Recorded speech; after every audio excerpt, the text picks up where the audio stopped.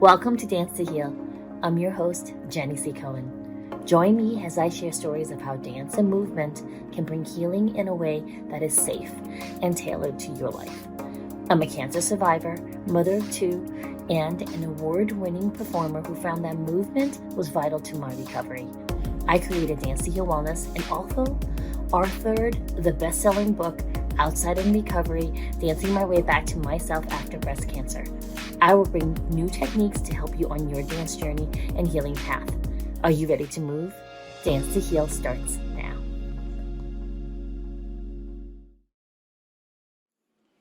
So welcome, Leni. I am so excited you're here. Now, folks, my amazing audience. I know this guest of ours today looks not a day over 18. I want to assure you, though, that she does have 20 years of experience in the event space. Will you please tell the audience what brought you into this field and why you are still going, lack of no other way of explaining it, you're just full speed ahead with this? Well, Jenny, first of all, thank you so much for having me. And I hope the audience will get to enjoy this conversation that we're going to be having today. And also, thank you for saying I don't look over 18. Thank you. You're brilliant. You're beautiful, especially even in person, folks. Like, this beauty of this person is genuine. So go ahead. I'm so sorry to cut you off. No, thank you so much, Jenny. And I want to tell you that Jenny and we have a fast and furious connection and friendship. And Jenny went to one of our retreats, so we got to hang out together in person. Isn't that amazing? And this leads me into the space of really telling you, all of you here, have you ever had this passion of connecting with other people, right? And this is what led me into the space of retreats, right? I've been in the event space for over 20 years. I started when I was 15 years old. Yeah. So many years ago. And I started being a hostess at weddings. And I just loved the face of the bride and the groom and the family. This connection was just so powerful. And my journey led me into having my own catering company and studying restaurant management and just having this opportunity to create more spaces where people could come and enjoy themselves. Yes. And then one day I was like, you know what? Where is the wildest, craziest place for hospitality in the world? And I figured out it was the Middle East, and it was in Dubai. Mm-hmm. So I got my ducks in a row and I moved myself to the Middle East, far away from my home country in Mexico. And I started working for hotels. I started doing events. I started doing marketing for restaurants. So I rebranded 9 restaurants and a spa for one property. I made it snow for a New Year's Eve dinner, right? So it was just absolutely amazing, creating these beautiful, experiences, talking about revenue management and profit and how to make sure that, it was not just about getting people and doing offers, but actually getting the right people in the room, right? In that case was into the hotel. And that led me to move actually to a corporate office for Marriott for Middle East and Africa. And I was hired to be part of the team that launched Marriott Bonvoy, the loyalty program for Marriott. So any of you who are listening to this and you have stayed at a Marriott and you have a loyalty program and you're getting points and maybe you're getting now free breakfast and upgrades in your rooms. Well, I was there to launch this massive program because we were combining 3 different programs, right? So we had Marriott, Starwood Hotels, and then the Ritz-Carlton brand. And I came from a Ritz-Carlton background, so it was all about luxury, right? So I was able to oversee the joint ventures with luxury hotels and the loyalty program. And I got to create these wild, crazy events. I did a dinner in front of the Giza pyramids, right? We had a private concert with Craig David, a dinner in the summer palace of the King of Saudi Arabia, wild events. And as the years went by, and it was just absolutely a beautiful experience and opportunity, Jenny, I realized that, yes, people were leaving with smiles on their faces. And we were doing loyalty marketing great because I got emails from people saying, when is the next one event? I want to be part of it, right? Don't keep me out of the list, right? So it was working, loyalty marketing. fell in love with it because it's all about customer relationship management. And then, the pandemic hit and I was trapped in my apartment building because, the airports were closed and you could only go out to the supermarket with a permission slip from the police every 3 days. Yes. So I was asking myself, do I want to be here? Or do I want to get myself into a place more green, just like Mexico, nicer weather throughout the year? So I packed up my bags and in 3 weeks later, I was back in Mexico. And I decided to take a sabbatical. I was like, I want to figure out what I want to do next. I was tired of people making decisions on my behalf, right? That was the biggest learning for me during the pandemic. Everyone else was deciding if I had to go to the office, if I didn't go to the office, if I could go on a trip, if I couldn't, if I could to the supermarket, right? Like if I could go to the beach. Like I was like, no, I want to be able to control my own life. So I need to figure out how I can do that. And that took me into this space of, I'm going to take some time off. But there's a secret. I'm a little bit of a workaholic. So I couldn't keep my hands in the sabbatical for very long. But I started actually attending retreats. And it was not the first retreats that I attended, but it was the first ones that actually started changing my life. And I found the problem. I found the gap. I was going to these retreats, and specifically one that it really changed my life. It was a women's retreat. I got to see myself, like no one, like I've never seen myself before. It was just so beautiful. And I asked, what is the next one? And they were like, no, there's not going to be a next one because we barely made any profit. And I just couldn't believe it because these were like events that were not just events, right? It was like the next level. It was a space for transformation, for people to come and change their lives. And I was quite upset. And as I'm a little bit of a nerd, like I might not look like a nerd, but I am. I started interviewing people. I just wanted to know more. I wanted to understand what was happening. Was this like a common thread, or was this a random experience? And I realized that actually 70% of retreat leaders don't make a profit. And they don't make an offer when the retreat is happening. So people actually don't sign up to work with them in the future or to come to their future retreats. And I'm like, this is a waste of loyalty marketing opportunities. This is a waste of not running your business like a business, but running it like a hobby. And worst of all, you're taking yourself away from the opportunity of actually helping other people and creating an impact in their lives. And that's how my company, The Retreat Planner, started. I love this. And so audience members, some of you are probably asking yourselves, why did Jenny have this amazing, beautiful young lady who looks very young, is actually very experienced in life? Why is she having her here today talking about retreat planning? And here's what I'm hoping you picked up on was Leni's story about loyalty and how to build loyalty. Honestly, growing up as an immigrant family in the States where we had like no friends because my parents were working all the time. Now my parents have this huge community of friends. But when I was growing up, we had no family. We were the first family to immigrate to the States. So other than church, there were no family, no friends. I didn't know how to be friends with somebody. I didn't know how to be a loyal friend. I really didn't. And I think sometimes we miss out on the understanding that if you provide this wonderful experience with someone, right? Before the experience ends, you make a plan for another time. I mean, you just made me think about like doctor's visits. I go see a doctor, any doctor, they're always like, okay, so when's your next visit? Yes. I make an appointment before I leave the office. My dentist, right? My therapist.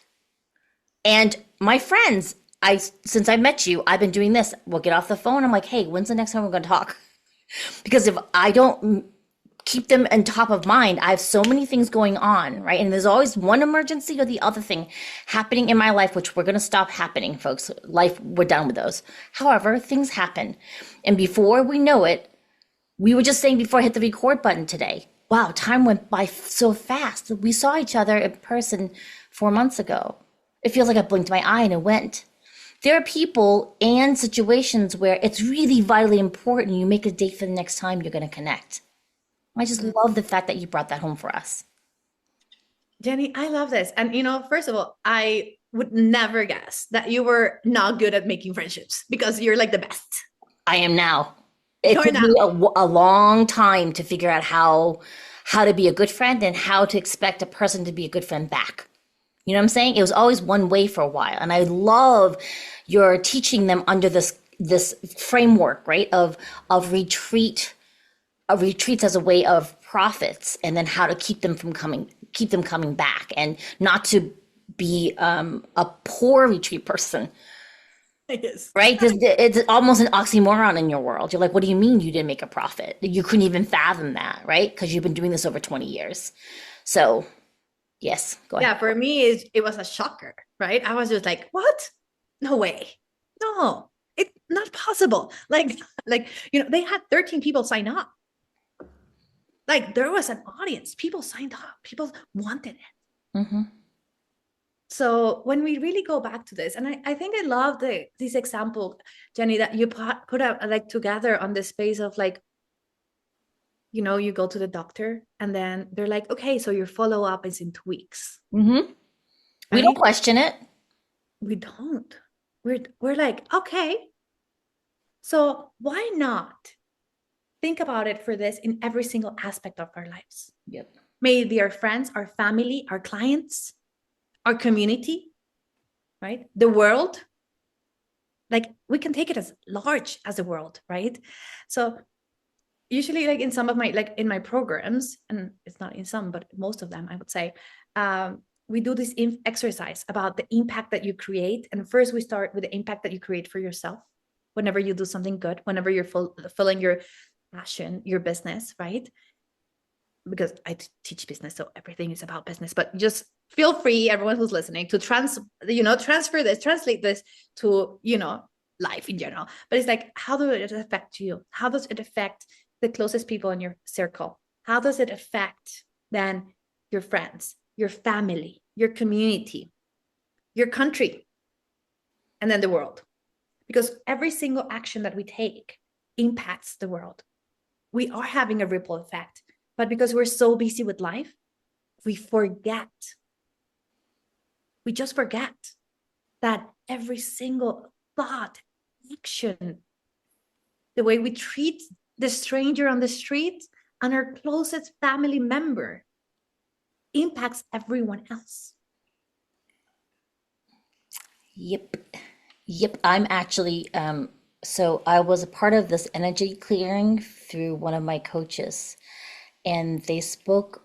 I wanted to see if morphogenetic, if it's a thing that is genetic. Yeah. So when you were talking about how everything you do affects the world, right?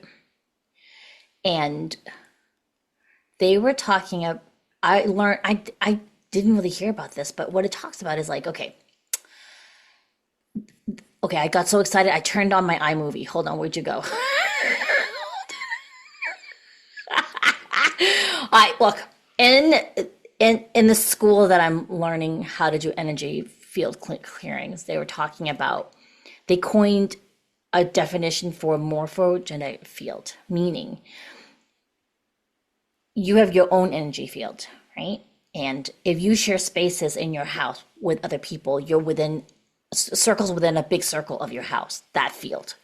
And then the energy that you're of all your neighborhood, every single house has another bunch of circles next to each other, right? So it's circles within circles within circles, and then you include like your state, and then your country, and then the world.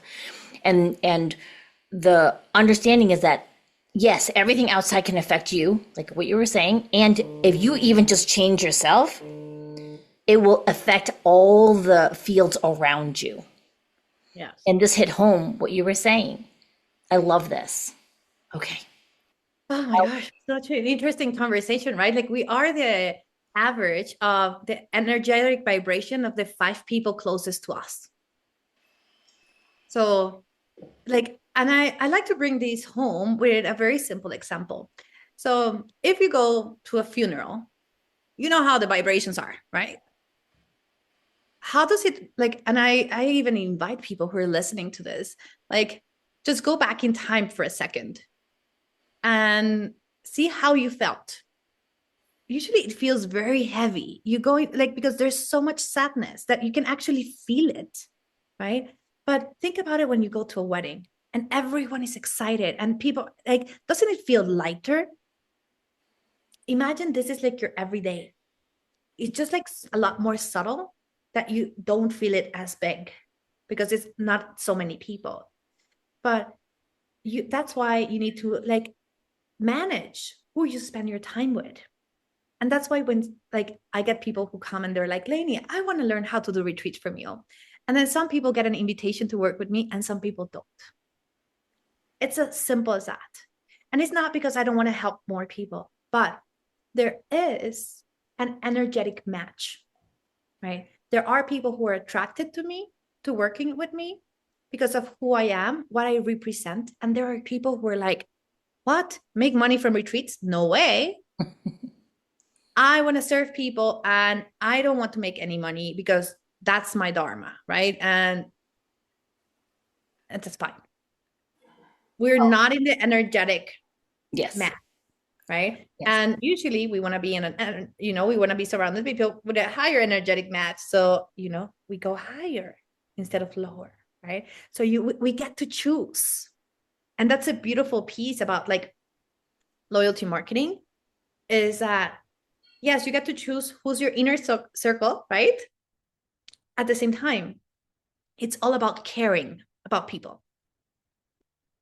So I can tell you there's a lot of people who have not signed up for my programs and it was not right.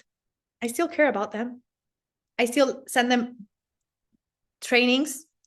I still, I'm hoping that one day they'll get to the point where they're like, oh, you know what? I agree with Leni's vision and thoughts. And if they don't, it's okay. I still pour out my energy. That's why I have my podcast, How to Run Profitable Retreats, right? I have the emails that go out. I do master classes. I do workshops. I do so many other things because not everyone is going to be at the same point or the point that they need to be in order to be working with you right now. I love this. Now, here's the thing. Leni gave us a really, really pretty gift. So it's going to be in the descriptor of this particular platform that you're either watching or listening to. I'm going to spill it out for you anyways, because I think some of you are really good at listening and then remembering it for later. Okay. So Leni's gift is going to be theretreatplanner.com/profit ebook. Okay. If you go there, you get a free gift from her. I'm a learning person forever, and I can always take anything that is gifted from someone that I respect and want to learn from and apply it to my life. And this is why I'm so glad you're here, because it is applicable. Everything that you talked about is applicable to anything, not just profit planning. I mean, it's just even being a good hostess. If someone comes to my house, right? Well, I am known in my friends' areas, like when they come before the panini, when I wanted people in my house, my house was known as you walked in and you felt like you were home, no matter what, because the energy I generated in my house. I would have friends come, and in the guest bedroom, which my daughter now has taken over, so there's no guest bedroom, sorry.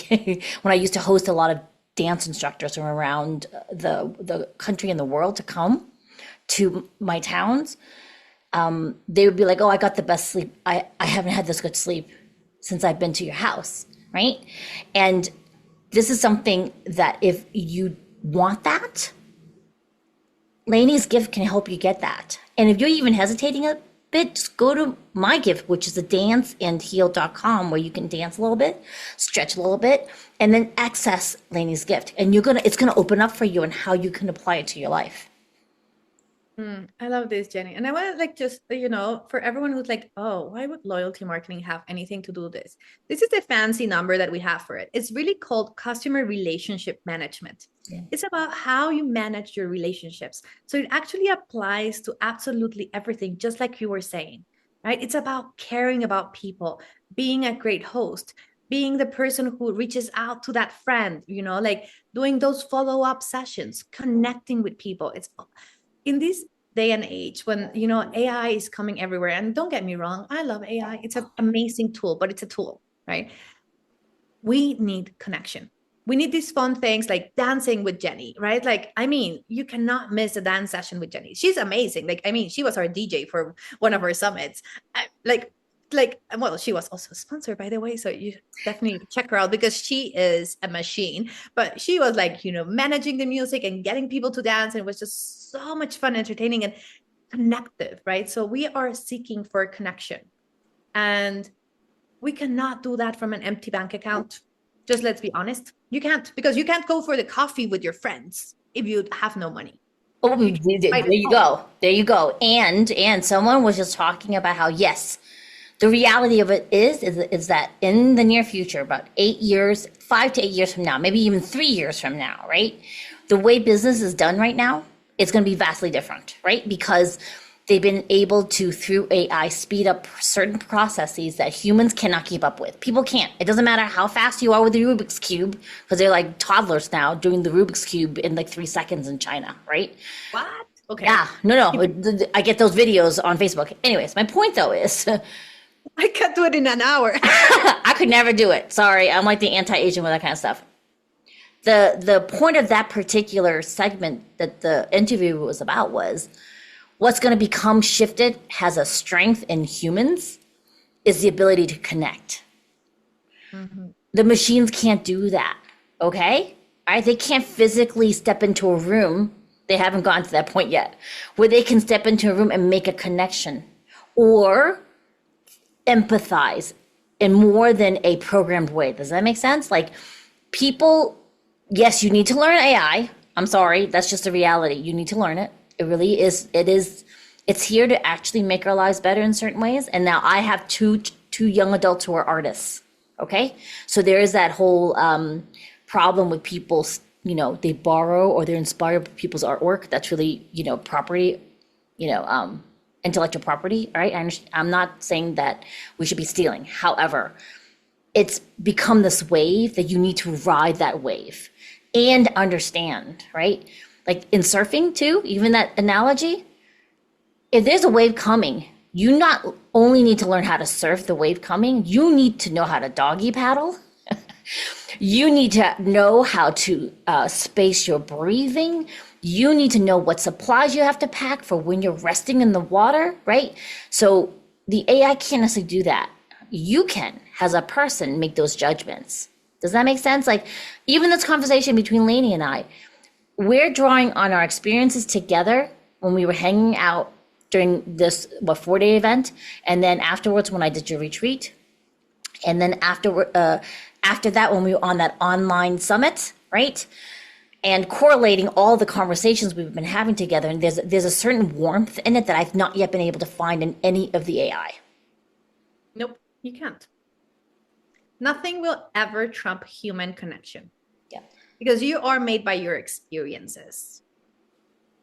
Nothing can trump who you are. Yep. I mean, no AI twin will ever have lived what you have lived, the way you have lived it. Correct. I mean, and I just want to share this last story for everyone, I think, to think about the perception of who you are and what you offer as part of your business, your life, your relationships. I remember a couple of years ago, and I remember it almost like it was yesterday. I was sitting on the terrace out right here outside my house with my brother. And we were talking about one specific moment in time when we were kids, right? So my brother was I think 10 years old and I was 12 years old. Yeah. And we were in this restaurant, and this is a little bit of a woo story. Okay. So everyone who does not believe in these kind of things, it's okay. Just, bear with me for a pinch of salt. But basically we were in this restaurant and there was this woman who was a medium. Yeah. And she was gonna call in a parrot or something very, very random, and as a 12-year-old. And then she came and she said, the kids are not going to remember. So my parents were like, oh, yes, of course, let's do this. Right. Fun stuff kids do with their parents. And I remember that. And I was a little bit traumatic, I have to say. But I was telling my brother when we were sitting on this table, and I was like, that was a very weird experience for me. It created a little bit of trauma in my life, I have to say, right? I'm like, what the hell is this, right? Especially when she started calling in the pirate. I'm not saying that it doesn't exist, but it was like a little bit weird, right? Especially like, anyway, that's my perception. And then I said, like, what did you feel about it when it happened? And he was like, I just like the pina colada. What are you talking about? I don't remember any of that. Right? So it's all about perception. We were raised by the same parents, lived under the same roof, right? Went to the same place, had a completely different experience. Completely different. Like one created trauma, the other one was like, oh, the food was good. Great memory, right? So AI will never be able to have that. Yeah. Pre-recorded course will be able to provide that. I always like joke with people. I say, like, I could give away my course and the trainings and the scripts to train everyone, and it doesn't matter. No one will be able to do it the same way I do, because no one has lived what I've lived. Bingo. AI is actually drawing from our experiences. It cannot make its own, right? And when you were telling that story, it brought up this whole other thing. Okay, so in between when I was doing your retreat and then the weekend before when we were doing that 3-day summit or 4-day summit, I had to stay at an Airbnb in Florida. And this really sweet, gentle man, he wasn't home. He had a good friend take care of me.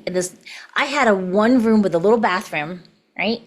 And his human touch was, he put in it was a tiny little 1-cup rice cooker. There was a microwave in my little room, right? And I just felt really taken care of. Now, I've been to fancier Airbnbs, but the fact that this man had this 1-cup rice cooker with a bag of rice, like a tiny little bag of rice for me to make my rice, right? And I think he just does that for all of his guests. Then I found out more about this gentleman, right? Because he has this beautiful house and he rents out different spaces. There was even a couple in another room in the back of the house that they lived there long term. Okay, and he traveled the world, this person. So there were places from all over the world, all over his house. He had left to attend his son's wedding outside the country.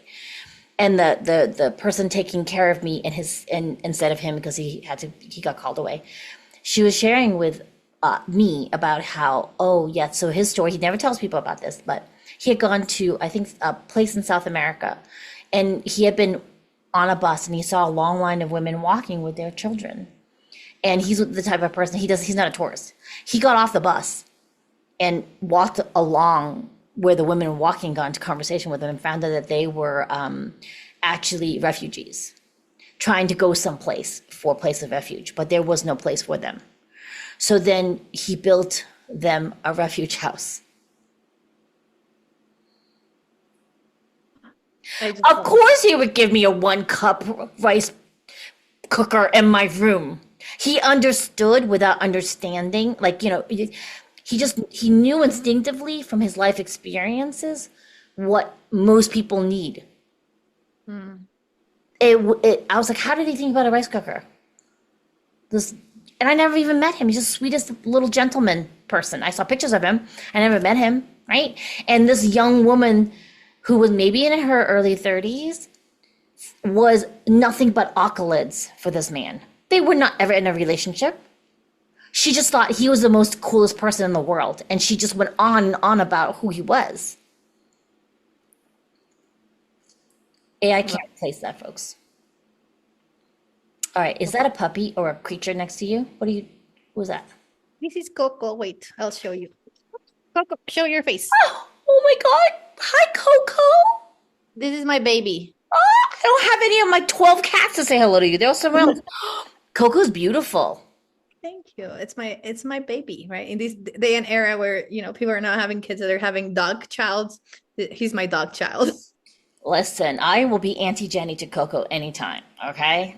You're talking about someone who has, like 10.5 cats right now? I love it. 2 dogs, I got you. I think at one point we had like 12.3 cats and 3 dogs.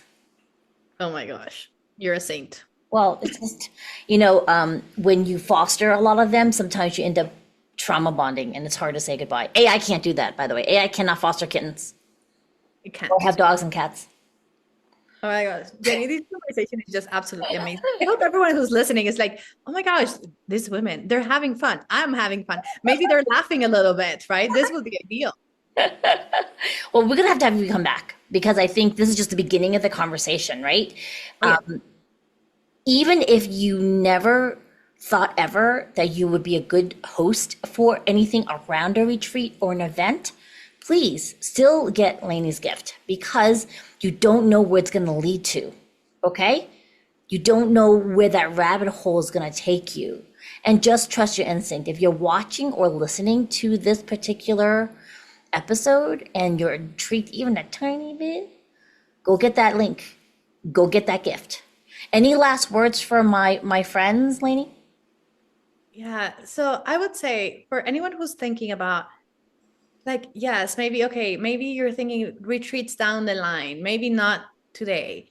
Your business, it doesn't matter if it's workshops, master classes, online events, summits, anything. That's just the retreats. That's the container. You need to make sure that it's profitable. So this guide that I put together for all of you, yes, it does talk about retreats, but you can apply it for absolutely anything in your business. So if you're not ready for retreats yet, I would say still go get it because the nuggets of information that you get there, you can go and apply for your online courses, for your Etsy stores, anything that you need. So, I mean, I pour my heart into every single thing that I do.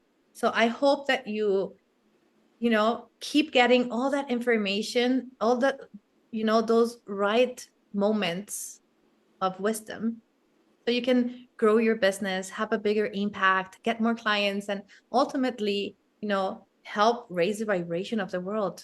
We all need to become better. I love that. Thank you so much, Leni. Folks, we'll see you next time. Bye-bye. Thanks for listening to Dance to Heal with Jenny C. Cohen. Come back next time to hear stories of recovery through movement and learn more ways that you can move your body. To work with me and continue your journey, visit OutsideInRecovery.com. Are you ready to move?